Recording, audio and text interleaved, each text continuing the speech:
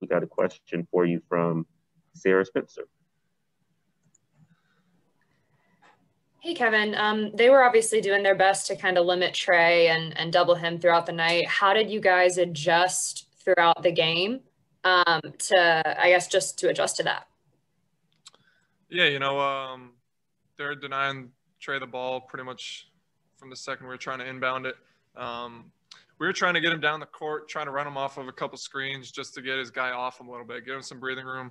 A lot of obviously what he does, and he's most effective with the ball, really in the top of the floor, getting downhill, finding guys, and that was something that they were really trying to take away. So we were trying to put him at the free throw line, trying to set screens away from the ball just to give him some sort of breathing room, allow myself and someone else to bring the ball up the court.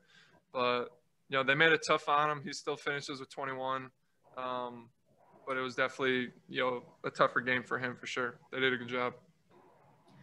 At one point in the fourth quarter, you guys were down 14. You got it to 3 a couple times in the final minute. I asked you on this too, but what do you think made the difference in that final minute? Another offensive rebound. It's we're down 3. We get a miss. Porzingis has a big offensive rebound to send it back up to 5, and just kind of something that's happened the last couple of games. LA, we talked about it. At this point, we played so many games in the last week, 2 weeks, but I think there's 2 other times that happened to us with a big offensive rebound in the final Brooklyn in the final minute. So just kind of something that we got to come up with again. Those are the things that matter when you're trying to win close games like this. Obviously, we made a pretty good run there at the end just to make it close, and it would have been a tall task to come all the way back, but we were right there. You're talking about our ball with around 30 seconds left, down 3. It's a lot different than down 5. Right. Thank you. Jamila. Hey, Kevin, how are you? Good. How you doing? I'm good. Thank you. So you reached the 500 career assist mark tonight. And I know last year you said passing was kind of underrated, or one part of your game that you feel is underrated. Is that something that you enjoy? I know everybody likes scoring, but do you enjoy passing? Do you enjoy those assists that you can get? Yeah, it's a big part of my game. It always has been. The ability to find guys and make plays for others, get downhill.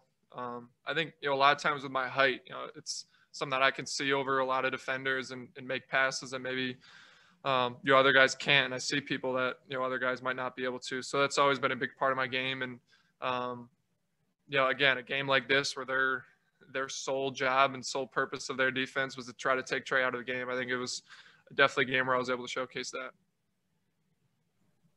Andy. Hi, Kevin. How are you?